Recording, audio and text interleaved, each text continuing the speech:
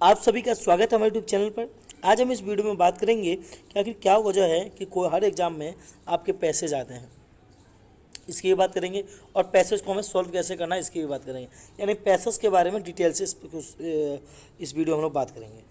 तो आइए देखिए, जो रीडिंग सेक्शन जो आपका होता है पैसेज वाला, वो जो होता है एक साथ कई सारी एबिलिटी आपकी चेक कर लेता है। इसी वजह से आप देखेंगे कि आप जैसे कोई सी भी क्लास में हो, आपका लैंग्वेज का पेपर होता है, उसमें पैसेज आपका आता है, चाहे आप 9th में हो, 10th में हो या 12th में हो या कोई इंट्रेंस एग्ज़ाम दे रहे हो, तो उसमें आपका ये आता है।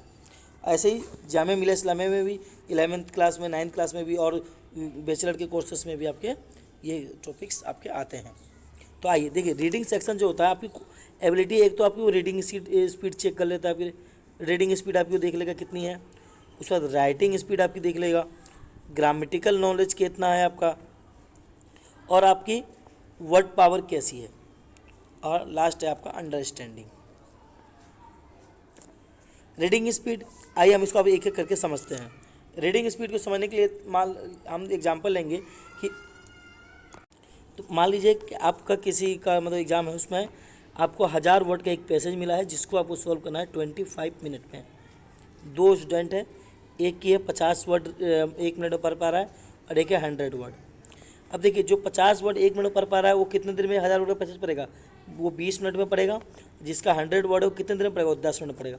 यानी इसके पास लिखने के लिए कितने मिनट बचे, 15 मिनट बचे, और इसके बाद लिखने के लिए 5 मिनट बचे। अब बताइए कौन सही से लिख पाएगा इन दोनों में से। और सीधी सी बात है, जिसके पास 15 मिनट बचे, कितनों भी धीरे लिखेगा तो ये आराम से आंसर लिख देगा, क्योंकि इसको उसने 10 मिनट में पढ़ लिया है। दूसरी कंडीशन देखते हैं कि मान लेते हैं दोनों की रीडिंग स्पीड 100 ही है, 100 वर्ड ही है, तो दोनों ने 1000 वर्ड के पैसे कितने देर में पढ़ा, 10 मिनट में पढ़ा। नहीं, मान लीजिए 50 है दोनों की रीडिंग स्पीड, 50 है, तो दोनों ने कितने देर में पढ़ा उसको, 20 मिनट में। अब बचे दोनों के पास लिखने के लिए 5 ही मिनट बचे दोनों के पास।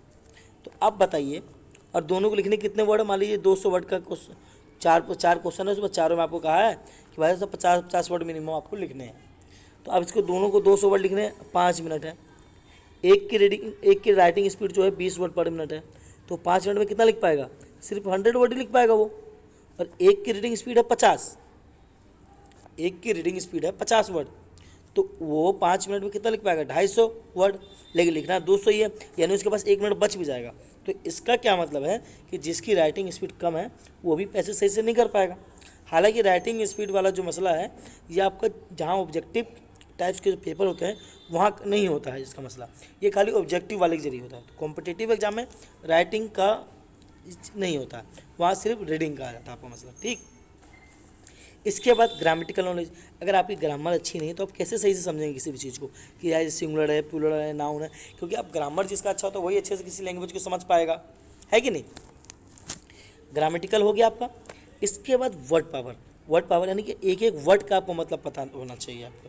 जैसे हमने लिखा this is a boy, this is a boy, तो अब हमें दिस का मतलब भी पता होना चाहिए, इसका अब हमें मान लो बॉय का मतलब नहीं पता, या है तो यहाँ पर क्या है हमें ये पता ही नहीं, क्योंकि शब्द का मतलब नहीं पता। तो आपकी जो वर्ड पावर है आपकी वो मजबूत होना चाहिए। अगर आपकी वर्ड पावर कमज़ोर है तो आप कई चीज़ों का मतलब भी नहीं समझ पाएंगे, तो आप सही से नहीं समझ पाएंगे कि पैसेज में क्या बताया गया है।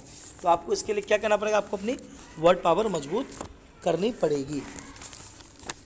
इसके बाद आपकी समझ, अंडरस्टैंडिंग, कि आप उसको पढ़ के अपने हिसाब से किस तरह समझ रहे हैं, लेखक जो कहना चाह रहा है वो समझ पा रहे नहीं पा रहे हैं, और एक आपका उसके ऊपर क्या ओपिनियन है। इसलिए देखते होंगे कई बार पैसेज में एक पैसेज लिख देता है और कहता है कि आपके हिसाब से इसका टाइटल या टाइटल क्या होना चाहिए, इसका जो शीर्षक ऊपर में लिखा जाता है, तो फिर उसको आपको अपने हिसाब से लिखते हैं।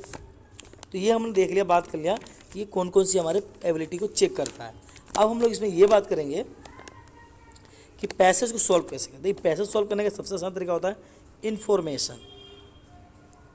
आप पैसेज को पढ़िए, पहले इन्फॉर्मेशन लें, उसका जब आप क्वेश्चंस पढ़ें तो उसके बाद उसको आप एलिमिनेशन, यानी कि आप लोग जो उसमें पढ़े उसमें आप ऑप्शन 4 ऑप्शन रहा, मान लो कह दिया कि राहुल के बेटे का नाम क्या है, मतलब एक पैसेज दिया उसमें कोई राहुल था, उसके बेटे का नाम क्या है, ऑप्शन में एक में दे दिया सीता, तो आपने सीधा, तो आपका तो सबसे आप जानकारी ले लिए पढ़ के, उसके बाद क्वेश्चंस के ऑप्शन को आप लोग एलिमिनेट करिए, हाँ ये तो बिल्कुल नहीं हो सकता। उसके बाद इन्फ्रेंस, उसके बाद आप लोग ये देखिए हाँ कौन सा हो सकता है। अब जो हो सकता है वो आपका सही से टिक लगाइए। और बाकी आप लोगों को कोई भी डाउट हो तो आप मुझसे कमेंट करके पूछ सकते हैं। ठीक है, धन्यवाद, मिलते हैं अगले वीडियो में।